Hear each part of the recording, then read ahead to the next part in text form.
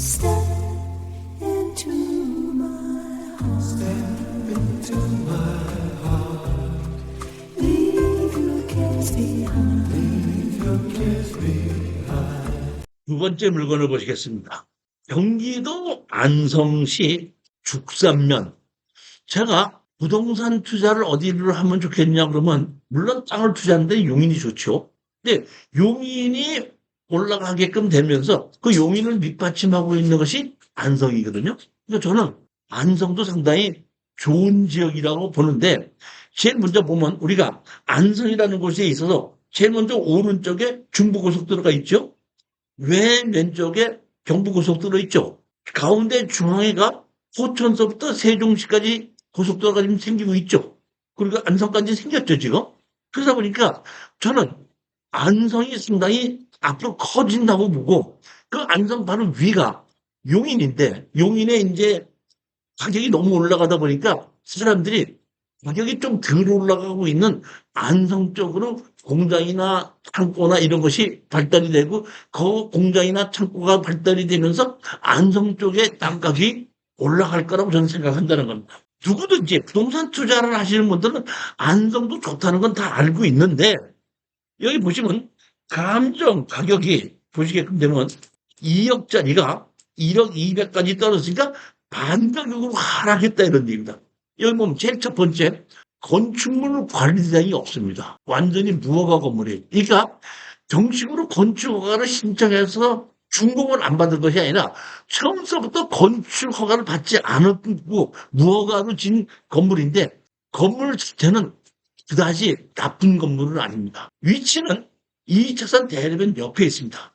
그런데 여기 이 무허가 건물이 제가 왜 무허가 건물인가를 이렇게 이 사람이 무허가로 건물을 지었을까 하고 봤더니 무허가 건물이 차지하고 있는 땅이 국유지 도로가 있고 국어가 있는데 국유지 도로와 국어 위에 이 무허가 건물이 차지하고 있거든요. 다시 말하면 국유지 위에다가 집을 지었기 때문에 절대로 건축허가 내줄 리가 없습니다. 이거. 그러다 보니까 이 사람이 실질적으로 국유지 국어와 도로를 사실상 점유하고 사용하고 있는데 건축허가를 내주지 않다 보니까 자기가 그냥 무허가로 국유지의 도로와 국어 위에다가 건물을 짓고 사용하고 있다 이런 뜻입니다. 그러다 보니까 지금 이 땅은 건물은 매각 제외고 이 무허가 건물이 국유지와 국어 지상에 있는 건물 매각 제외로 나오기 때문에 땅이 국어와 국유지 때문에 그 도로 때문에 사실상 우리가 매입하는 땅은 정말 분리가 되어 있는 겁니다. 중간에 국유지가 있기 때문에 그런 상태이기 때문에 상당히 좋은 위치도 있고 좋은 곳에 있기는 했지만은 가격이 지금 하락을 해서 2억짜리가 지금 1억까지 하락하게끔 된 원인이 그 원인이라는 겁니다. 보시겠습니다. 여기 보면 전입을 한 사람이 누가 있냐면 자 보십시오. 여기 보면 김누구가 있죠. 이 사람이 지금 뭐냐면 3만 원의 보증금의 차임이 1원을 내고 언제서부터 쓰고 있죠? 2020년도. 그러니까 지금서부터 한 4, 5년 전서부터 여기 땅을 점유하고 사용하고 있는 겁니다. 그러니까 제가 보기에는 건물하고 땅을 사용하고 있지 않나 이렇게 보는 겁니다. 대지가 4필지입니다. 자, 보시게끔 되면 여기에 있는 요 땅 한 필지, 여기 한 필지, 여기 한 필지고 그 다음에 여기에 요 필지가 있고 요 필지가 있어서 4필지인데 요 중간에 여기 두 개 있죠. 이 두 개가 하나는 국유지 도로고 하나는 국어입니다. 한번 보시겠습니다. 5668-17 도로로 돼 있죠. 요거는 국어로 돼 있습니다. 근데 보니까 이게 이렇게 도로로 돼 있으면 잘라지지 않는데 그냥 이렇게 잘라놨어요. 잘라놨어요. 그리고 이 집이 지금 이 가운데 이 위에 이렇게 앉아 있는 겁니다. 자, 보시게끔 되면 여기 요 집이 여기 앉아 있죠?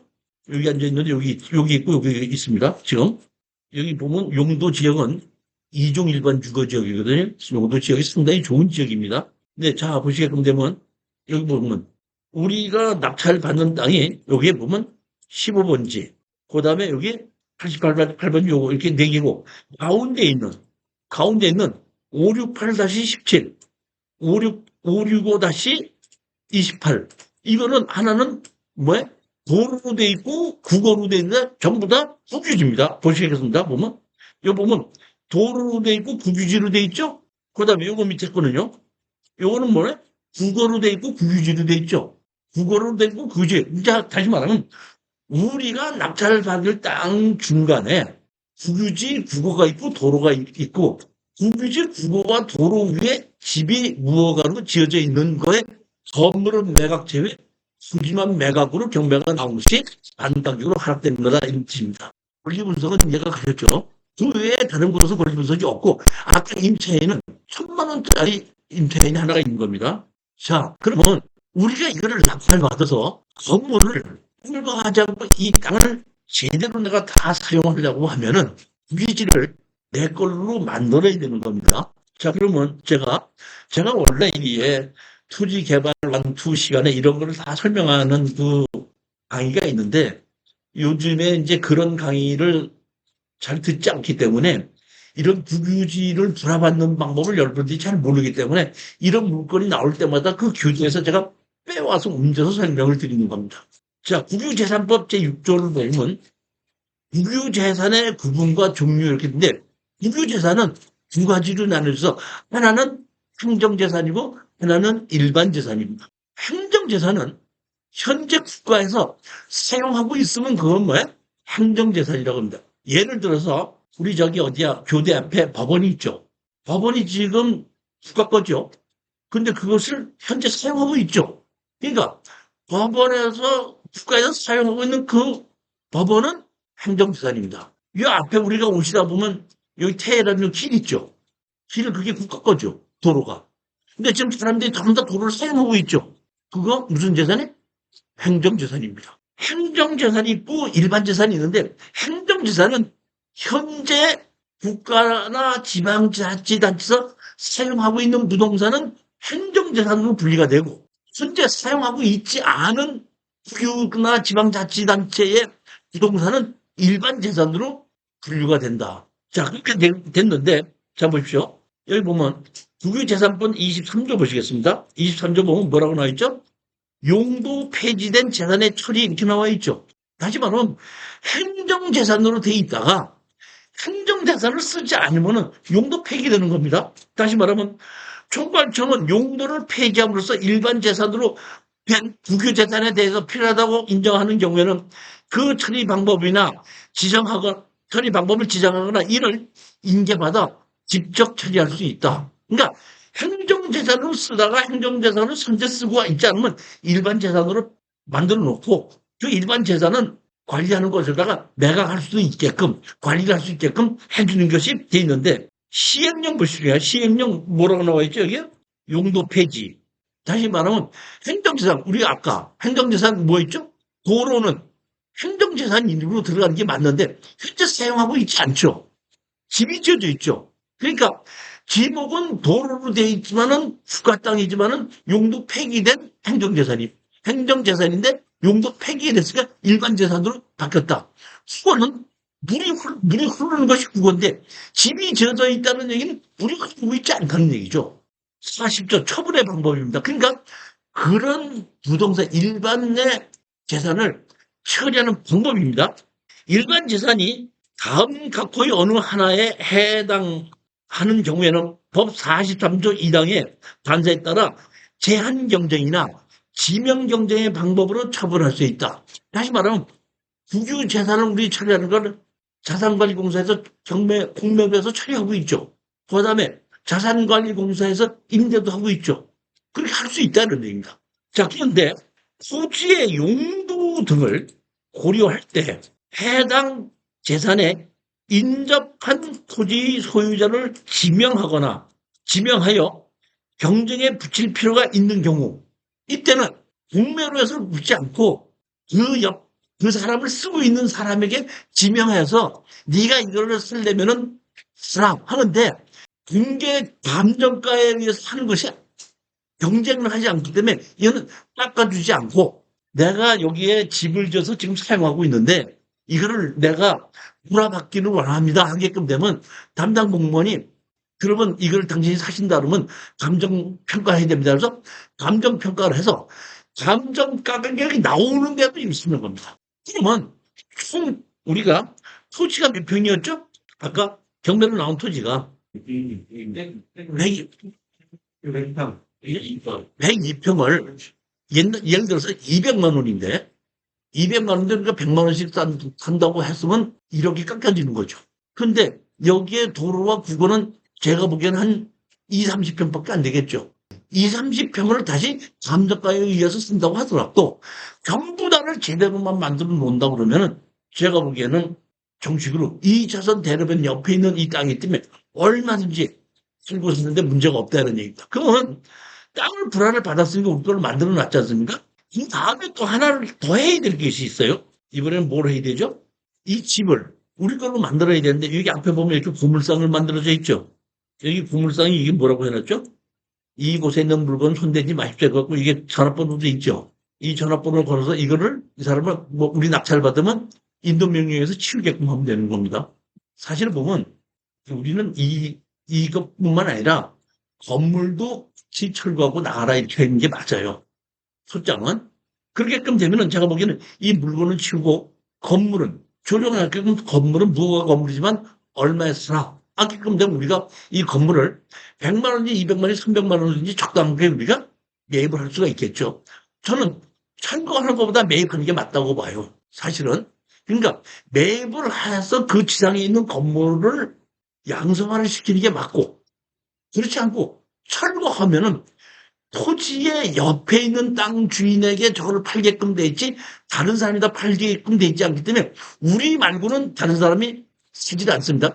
제가 사실 예전에 이런 거를 공장을 하나 공장 건물은 다른 곳에 있고 마당 한가운데가 이렇게 구고하고 이렇게 쓰는 것을 제가 추천해서 반값으로 떨어진 거를 경매로 낙찰받은 적이 있어요. 근데 그분이 이제 그걸 공장 운영할 때 내가 뭐라고 얘기했냐면 사장님 그거 불화 신청하셨습니까? 그랬더니 예, 불화 신청했더니 감정가 내고 달라고 그러는데요. 그럼 내가 가만히 생각하니까 그럼 뭐하러 내가 살 필요 있나 그런 생각해요. 어차피 내가 다 쓰고 있는 건데. 어차피 마당으로 내가 쓰고 있는데 내 이름으로 살 게 뭡니까? 내가 쓰고 있으니까. 근데 내가 쓰고 있을 때는 상관이 없겠죠. 내가 제3자한테 팔을 때는 내 걸로 만들어야 되겠죠. 그러니까 그 공장, 나는 그 공장 운영하니까 그 공장에 마당으로 쓰고 있는 거, 그건 내가 쓰고 있으니까 뭐 억지로 쓸 필요는 없습니다. 이렇게 얘기를 했죠. 우리는 제3자한테 팔아야 된다고 할 때는 이 가운데 있는 이규지 도로나 그거를 우리 걸로 만들어야 되다 보니까 제가 생각에는 건물도 우리가 그 땅 가격에 사서 이 땅을 우리 걸로 만들어 놓고 여기 보면 집이 제대로 된 벽돌집으로 이렇게 제대로 된 집입니다. 이게 막 지은 집이 아니고 거주하는데 아무도 없고 여기 2차선 대로변 옆에 이렇게 있는 땅입니다. 여기 보면 이쪽도 이렇게 돼 있죠. 여기 음식점이 있을 정도로 이렇게 위치 자체는 좋은 땅인데 여기 보시면 이렇게 되어 있습니다. 지금 여기는 안 나오는데 이 건물을 양성화시키는 방법은 또 하나 대전에 있는 것이 비슷한 것이 하나가 있거든요. 대전에 있는 곳에서 양성화시키는 방법이 나와 있습니다. 그 대전에 있는 물건이 몇 번인가 보세요. 건물을 철거해도 되고 건물을 양성화시켜도 될 수 있다 이렇게 보시면 됩니다. 9번이요? 예. 9번에 보시게끔 되면 거기도 대전의 중구에 있는 물건인데 그것도 건물이 상당히 괜찮은데 그 건물은 매각되고 그 건물도 똑같이 지금처럼 똑같이 무허가고 건축물 과정이 없습니다. 그래서 그것도 사서 양성화를 시켰으면 좋겠다는 생각에 거기다 그 무허가 건물 양성시키는 방법이 거기에 물건번호 9번에 있습니다. 자, 이것도 저는 원칙적으로 이 건물을 우리가 매입을 하고 건물도 양성화를 시키고 땅의 도로와 국어도 우리가 매입을 해서 매도하는 것이 맞다 이렇게 생각하는 겁니다. 시간은 이건 제가 보기에는 한 1년에서 1년 반 정도가 걸리고 낙찰받은 가격 말고도 그 현재 국유지 국어나 도로를 매입할 수 있는 그런 경제적 능력이 있어야지 된다고 보고 이렇게 무허가 건물에 중간에 국어나 도로로 돼 있기 때문에 일반 은행이나 다른 곳에서는 대출이가 안 해주는 걸로 알고 있습니다. 안 해준다고 할 거예요. 그러니까 순전히 대출을 받지 않고 본인의 자금력으로 투자해야 되는 겁니다. 절대 다른 사람이 이거 안 들어오기 때문에 이거는 나 혼자 단독찰로 들어간다는 생각하에 지르지 말고 사셔야 됩니다. 그러면 자 이번에 여러분들이 제가 단독공찰이라 그러면 여러분 낙찰받은 한 번 더 떨어지겠죠. 한 번 더 떨어지죠. 그 한 번 더 떨어지는 것이 이게 30 몇 프로까지 떨어지죠. 이런 거를 아는 사람이 나만 있어요? 다른 사람도 있어요? 많이 있습니다. 그 사람들은 저처럼 상의를 안 할 뿐이지 이런 돈 들어오고 이런 게 있으면 자기네들끼리 전화해가지고 다 연락해서 하고 강남에 그런 거 사무실이 많이 있는 사람들이 있습니다. 이런 것만 골라서 투자하게끔 하는. 다시 말하면 34%까지 떨어지면 그 사람들이 더 빼요. 그러니까 지금 49%대 최저 가격으로 우리가 가져오는 게 맞다는 겁니다. 여기 보시게끔 되면 여기 뭐가 있죠? 중부고속도로. 그 다음에 여기 뭐야? 세종간고속도로. 그 다음에 여기가 뭐야? 경부고속도로. 요 밑에가 평택, 제천 고속도로. 이래갖고 이렇게 세 개의 도로가 지금 안성을 중심으로 해서 가고 있고, 그 다음에 용인이 지금 발전이 되기 때문에 저는 안성이 지금 투자 시점이 아닌가 제 나름대로는 그렇게 생각하고 있기 때문에 이것도 괜찮다. 100평 정도는 반가격으로 사고 나머지 한 20여 평 정도는 감정가로 산다고 하더라도 문제가 없지 않느냐 이런 게 지금 생각하는 겁니다.